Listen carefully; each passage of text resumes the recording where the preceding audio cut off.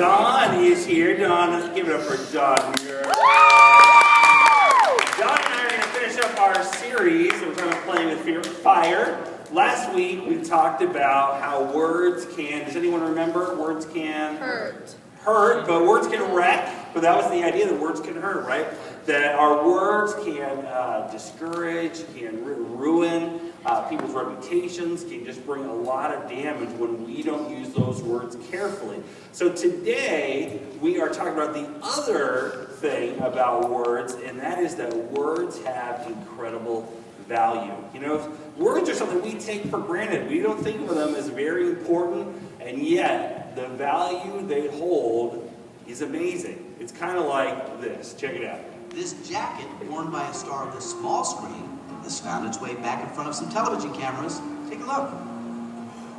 I went to an estate sale in Malibu, California, and a lady in line told me that it was the home of Carol O'Connor. Wow, of Archie Bunker fame. And I went in the house, I went upstairs, and in the master bedroom closet was filled with men's clothes.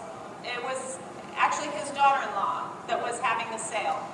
And I said, these couldn't possibly be your father-in-law's clothes. And she said, yeah, my mom never threw anything away, even though he had passed 15 years ago. I bought it because I was just going to give it to my dad. He was a big Archie Bunker fan, and I thought they were the same size. What did you pay for it when you bought it?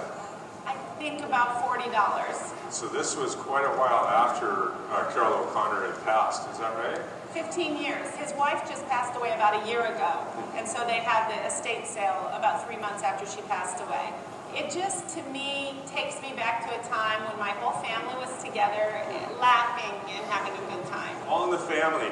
Man, that show, it just kind of redefined America. It took all of America's hang-ups and values, it put them in a jar and it shook them, and it broke down racial stereotypes, it broke down sexual stereotypes, it helped social justice in our country, because we're all sitting there on the couch and we're watching this guy in this jacket just changing America by being a bigot, and everybody could see the humor in that. He was actually based off of Norman Lear's father.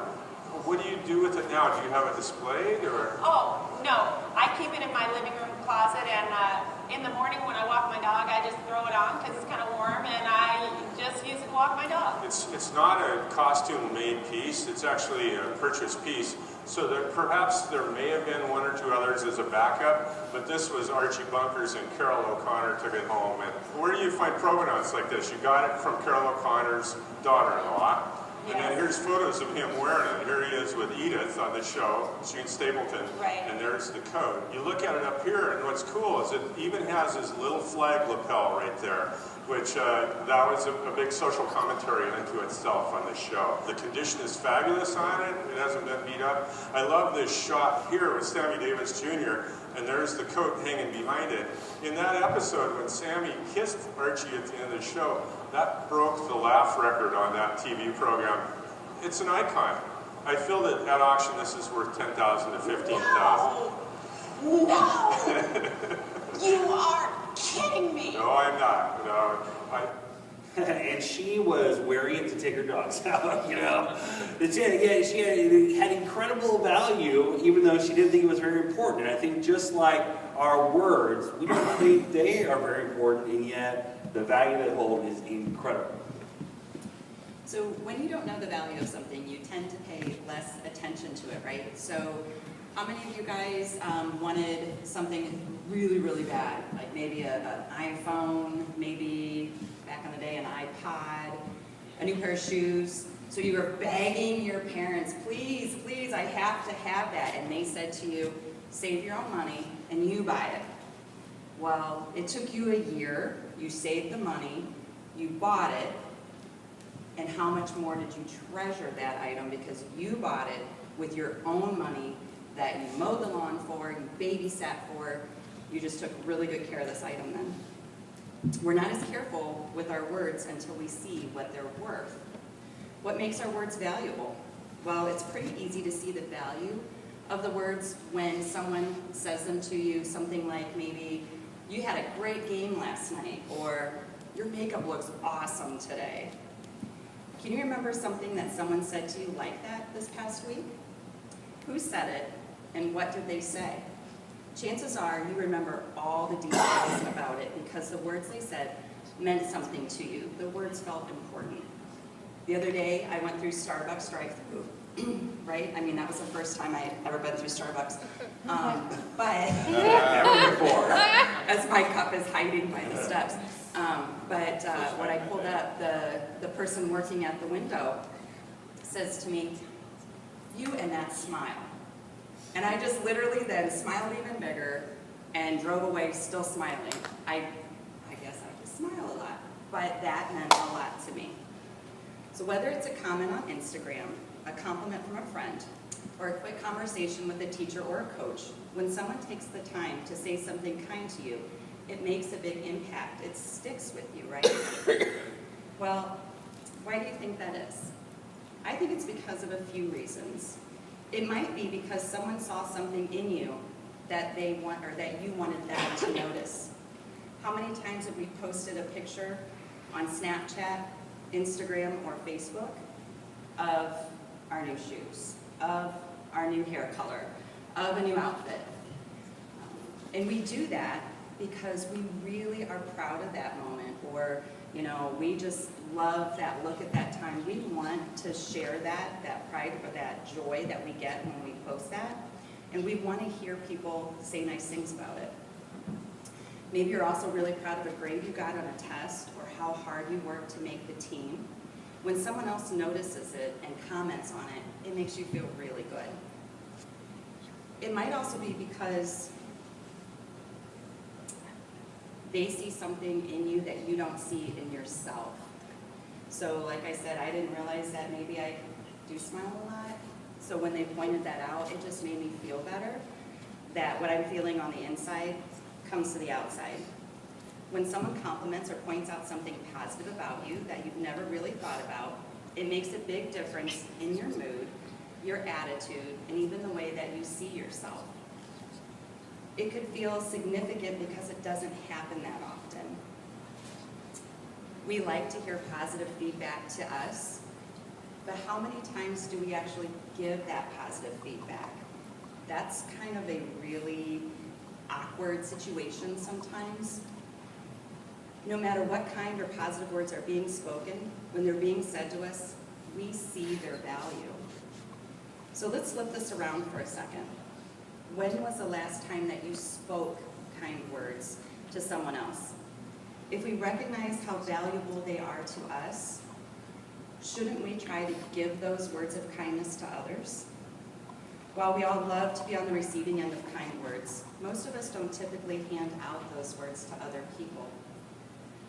It's awkward, plain and simple. Sometimes giving someone a compliment out of nowhere is uncomfortable. Sometimes we think that people in our lives don't need to hear kind words. They already know that, right? They already know that their eyebrows are on fleek that day, right? So they don't need to hear about it. So we do, though, need to tell them. We do need to share that positive feedback. It's easy to get caught up in that inner conversation in our minds that tells us that other people don't need to hear the words that we have to say. But we all know that that's not true. We felt all the positive impact of other words on our own lives, so we know the same has to be true in the lives of others. Yeah, absolutely. And King Solomon gives us a great piece of advice for us to start off with when talking about our words. And he had the honor of being known as the wisest person who had ever lived. So I think when he talks about words, I think he has something that he can share with us. So check out what he says here. He says, kind words are like honey, sweet to the soul and healthy for the body. Proverbs 16:24. So what is Solomon thinking here? Why would Solomon relate our words to a common kitchen sweetener? What is he trying to say? Well, I think, again, him in his wisdom, he knew that they related in the sense that for honey has always been known as a healing agent. Helps with burns, and it's always been kind of used medicinally. And the other thing is it lasts forever. You can buy it, and you can know that years later when you go into your cupboard or whatever to pull it out, it's still going to be good. Well, in that same way, our words have the ability to bring healing and to restore relationships. And really, that's the business that we should be in, restoring relationships, because that's what God did for us. You know, while we were still sinners, Christ died for us. God sent his own son to die on the cross and raised him to life so that our relationship could be restored with God by the Word. That's what another name they gave to Jesus, what they call him the Word of God. So we have that same ability to use with our words. So the big idea that we want you to come away with today is that words can build. If you don't leave here with anything else, the idea that words can build. Think about it like this. Just like building blocks can build, our words can build. Every time you say something kind to someone, every time you encourage them, you have that ability of, appreciating someone's uniqueness to build into their lives.